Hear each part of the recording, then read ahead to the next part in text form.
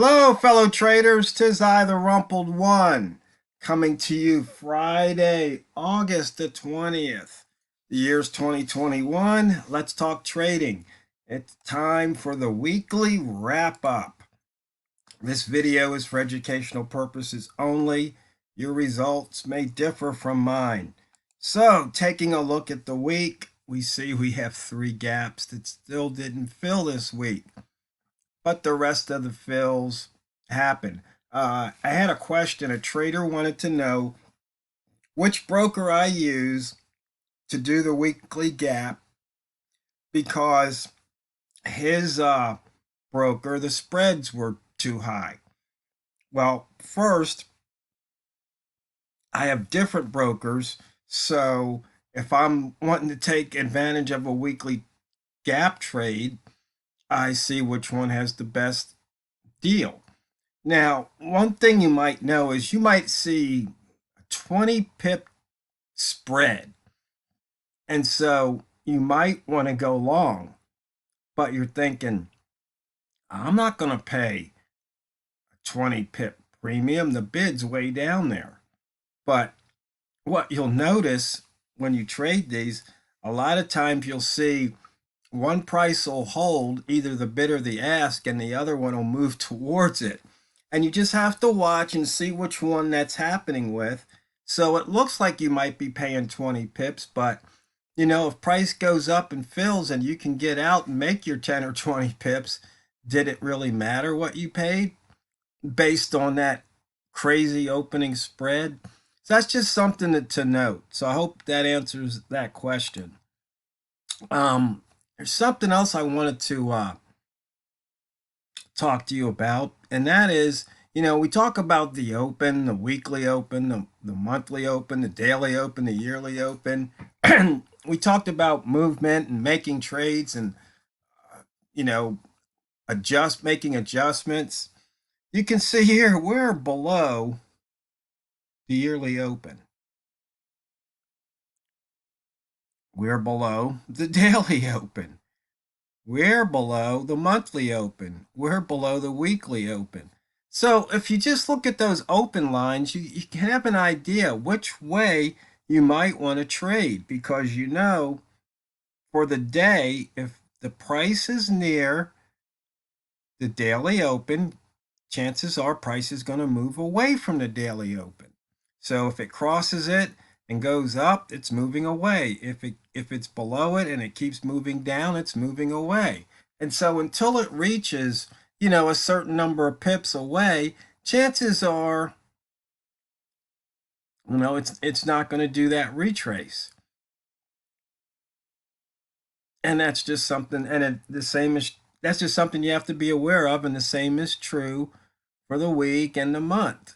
So when we started off the week here, say, well, price needs to move away from the weekly open. Well, it went away to the upside and then came back down to the downside, and then the day closed. The Monday closed. You have your opening range here for the week. Then you see price tried to come back to the weekly open, didn't quite make it, and then broke down. What did it do? It moved away from the weekly open. Well, look here.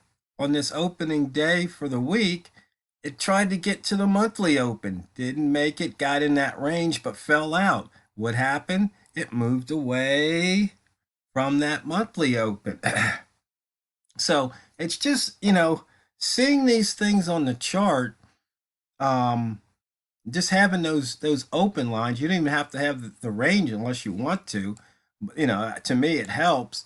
But just noticing what price is doing, relative to the opens, can give you a clue which way to trade and when to start thinking about taking profit. So once again, we're below that yearly open, you see here. And we haven't hit the pivot yet. Yesterday, we broke out of those, the daily inside bar and the monthly inside bar.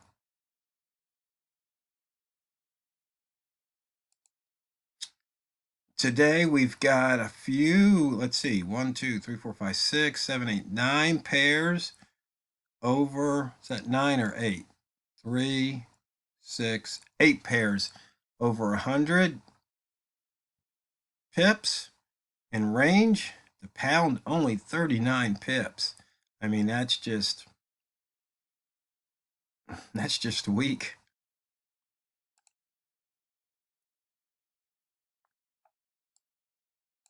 We did not take out that pivot point. We're 6 pips below the daily open at the moment. Start of a new hour. Rat zone range is too low. And you can just see here, there's just not much to be had today. Maybe because it's Friday, traders are wrapping things up.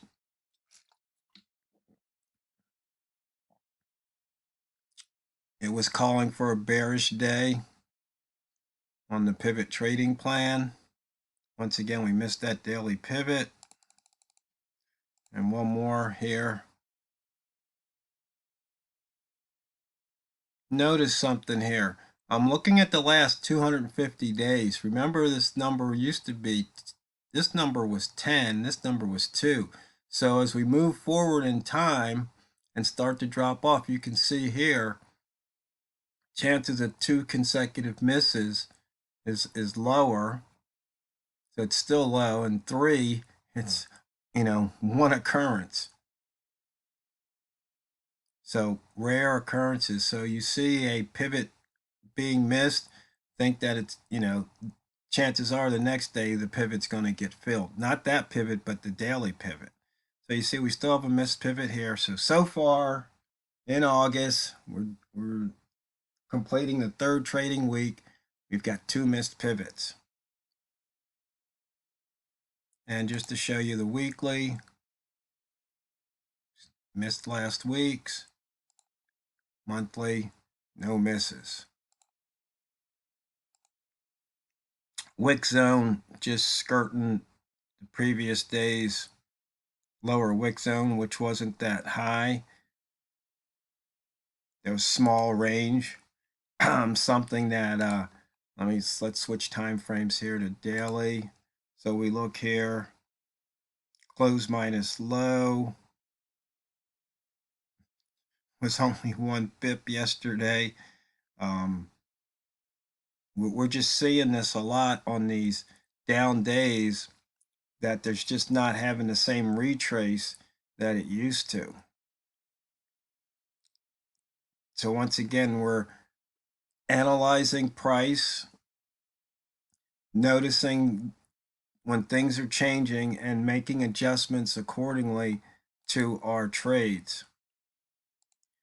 Going back to the weekly, we got a big range, 277, 83 percentile this week.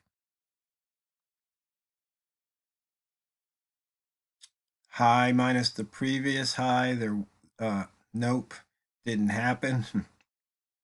In fact, even on average, we're not doing a breakout. Previous low minus low, 189 pips to the downside there.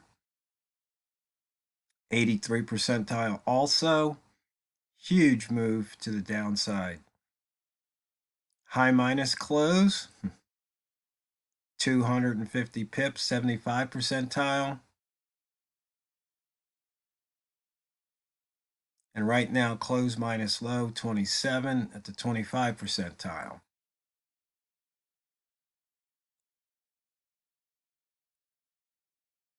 So we had a a lot of range this week. So if you were definitely a red rat taking things short, you profited.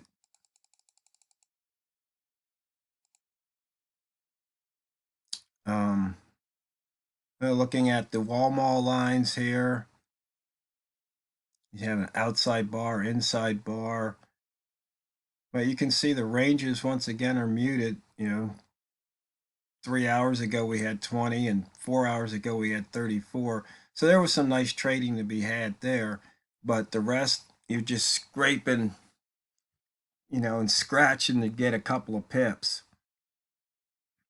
And when you see that and you have the opportunity to take a pip or two, and price stalls, just get out of the trade. If it runs in your direction afterwards, no big deal. But if it runs against you, then you'll be happy. So you have to learn to be happy after you take the trade. Doesn't matter what happens next. You you, you don't need to second guess yourself. That's something that will kill your performance. It will cause you to not follow your trading plan. You'll be making airball decisions. So after you exit the trade, just disconnect from what's going on, and what happens after the trade doesn't should not affect how you feel or what you think about the trade you just executed. And the thing is, I know that's difficult. It's difficult for me. There's so many times when you think, oh, I left X number of pips on the table. And the funny thing about the way our mind works, we'll remember those. But we won't remember, oh man, I was so glad I got out because that sucker just dropped like a rock, dropped 20 pips after I got out. We won't remember those. We just don't. Can you remember the last time that happened? But I bet you could tell me the last time you got out and you left pips on the table. So you have to work to reprogram your mind to not do that. And it's not something that's easy. It's a discipline thing. You have to focus on, hey, I got out, I got profit, or as Walmart would say, hey, you know what? I got 20 or 2 pips more than I had before when I started. And that's it. So it's just really important to focus like that. And, once again, notice what's going on. We are, what, 10 minutes into this hour, 11 minutes into the hour, and we're only 2 pips range. So you got to notice the price is just not moving. So if you get in a trade and you get a pip or two, especially if you get it in a few seconds after, no movement, you got to get out. Let's see. I've got the Bitcoin chart up here for the crypto traders. As you can see, Bitcoin pushed up above 48. It's kind of interesting to note here. You had 3 down days in a row, and you see it broke that high yesterday, or of this day at the 46,000 level, $46,036. So it broke that level and continued up. So just playing, the highs and lows of the daily candles here, you can see. So if you were in profit here and you started to give it back, you could have either broken out, taken your profit here, or wait, worst case, take your profit here. Then if you want to get back in the trade, you could enter anything. You could have gone short here, taken profit when it broke back above this level here.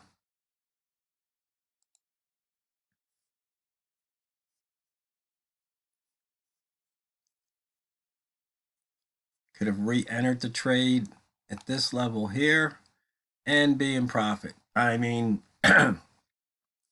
just simple